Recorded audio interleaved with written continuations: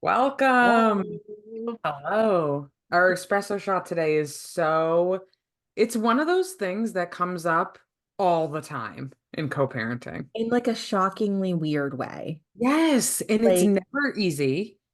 I've actually been on both sides. I've been on like the dad trying to get all the stuff together to go home, that type of situation, and on the side where your kid comes home and they don't have their stuff, all that stuff. So I just can't believe like how many families struggle with it. There are two elements to it, right? Like we never there's said what it was that we're talking about. oh, we're talking about clothes.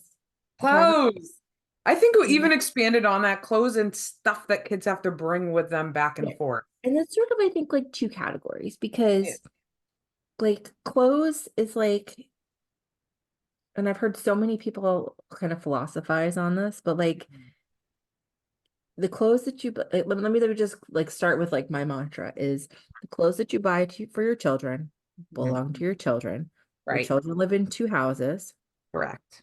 Therefore, and I honestly, from my vantage point, I extend this also from my philosophy to toys or Hmm. anything else I give my kids, Birthday gifts. Yeah. birthday presents. If it's my kids and they want to take it over to their other parents' house, of Hmm. course that's fine by Right. me.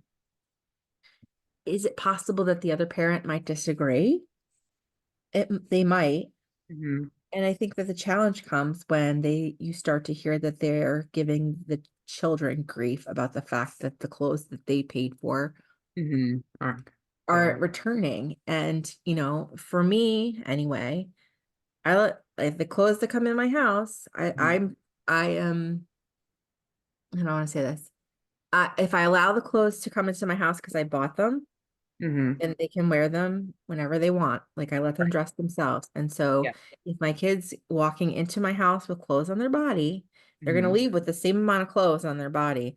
I Right. don't care if it's the clothes that I bought or the clothes that their father bought or Right. whatever. But for Mhm. some reason, there's a battle for some people that they feel that other certain parents will feel that they own those clothes because they Right. paid for them. Well, I think I've heard a couple different things. One, and so although I do agree with you, like it's their clothes and their stuff, even like Yeah. many times with my husband's kids, like if they get a birthday present, they're like, "Can I bring this home?" And I'm like, "Yeah, of course." Like, Yeah. because you live at like in our case, my husband's kids live with their mom primarily, so Yeah. like, yeah, of course you want to bring it home, like to play with, like you're only here on the weekends or Right. whatever. You get this really cool gift, but you can only play with it like twice a Yeah, month or something exactly. ridiculous like that.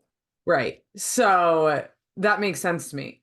On the other hand, I have heard the stories where like you send your kids in clothes Mhm. and then they come back in like ripped, torn clothes that Yes. don't fit them and stuff. So Yes.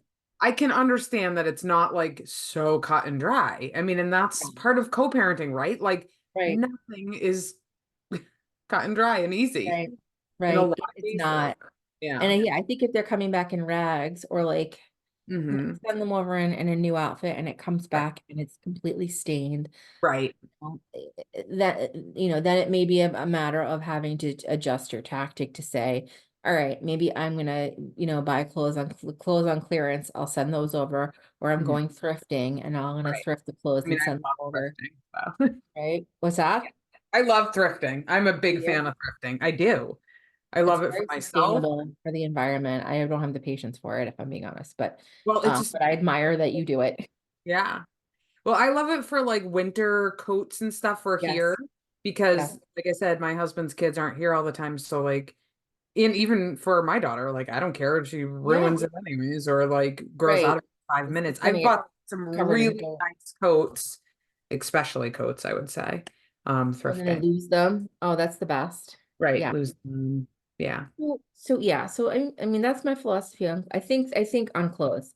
When Right. you talk about like sports equipment, Oh, sports equipment's the bane of my I'm existence. sure it is. I'm delighted that my children are not, they're athletic, but they're not into like they don't play hockey. Right. They don't do anything that requires a significant degree Contribution. of contributions or materials, right?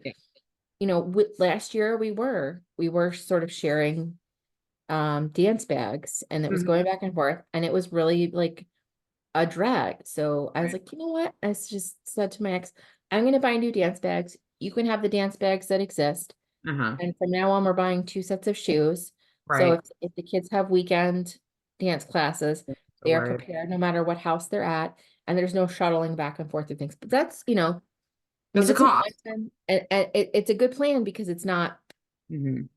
but I can imagine if they play football, they play hockey, Yeah, they some of play this equipment you anything. can't like rationally buy two sets of No. hockey. I mean, it's hundreds of dollars. Like, even like so, one of my stepchildren does softball, and Yeah. of course, like I swear to God, I walk around this house with like eagle eyes before they leave to make sure that nothing is like that Yeah. they're supposed to be bringing that they don't have.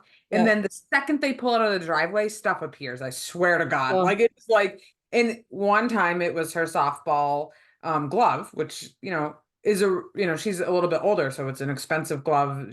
There's not two of them. yeah. And she forgot it and needed it for practice. So he had to drive and bring it to her, and she lives an Oh, hour away. So that it's a stinks. yeah.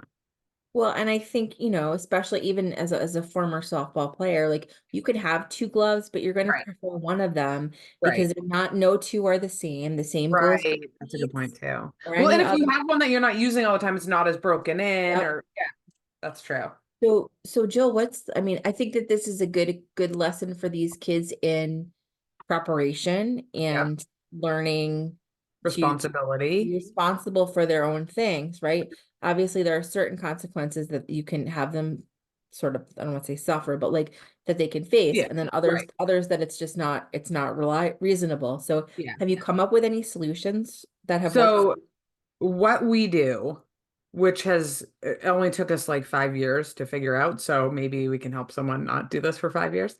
Um, we have a whiteboard in our kitchen. If there's something like a library book, softball glove, something that needs to go back, we write it down so Mhm. that when they're leaving, and honestly, it's not foolproof because one time I put my stepchild's glasses on their head, and then they forgot them in their dad's car, like took them off and fell asleep in the car and forgot their glasses in the car. Oh It's not man. foolproof. I mean, you literally have to glue it to their faces, I guess. But it does seem to help Yeah. to write down, at least if it's, I mean, do I write down every single thing they bring in and out of their bag? Yeah. Absolutely not. Like if they forget their, you know, face wipes, then they're waiting the week or two to get it back. Um, but for the things that have to go back, Yeah. writing it helps. And it makes them be like, okay, I have my softball glove, I Yeah. have the socks I need, I have the, whatever.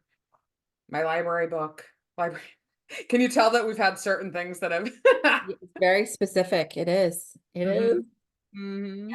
And I think for other things, it's just a matter of like, I mean, I'm fortunate that my kid's dad lives in the same town. So, Yeah. if there's I'm something that fortunate needs too to be, that my yeah, daughter's father lives 5 minutes away. So if we forget something, we can like get it the next morning or yeah, day. we'll put it out on the front porch or he'll drop it off or whatever. So I'm grateful for that.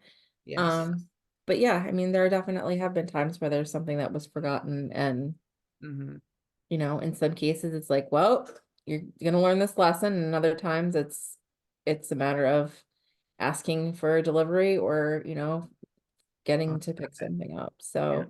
Um, so if you're struggling with this, just know that we are You're all cer- struggling with it. yeah, literally, I think it's the most common denominator between co-parenting I people mean, that I've it ever even will seen. come up in a courtroom Yeah, with negotiating with right. attorneys. Like it can come up then. It's really Well, something. to be fair though, like sports equipment, winter coats and boots and all this Yeah. stuff, it's a real cost to a Mm-hmm. lot of people. And so Yes. having to either buy duplicates or not get things like especially like a winter coat. Like if you Yeah. forget your winter coat, and that's literally happened to us too, like a winter coat. Like, come on. Yeah. Like Yeah. These aren't things that are easily replaced, especially if you're deep into the season and there's no winter coats to be found in your size, that can be so um, and kids only are gonna be so aware. So right. yeah. So I don't know that we have all the solutions, but hopefully one or two of these little tips and tricks will be helpful. Yes, and if you have any, share them because we'd love to hear them Yes, because we need I would them. love to hear more. Yes. Thank you. And yeah, thank you guys. All right. Bye. I cut you off.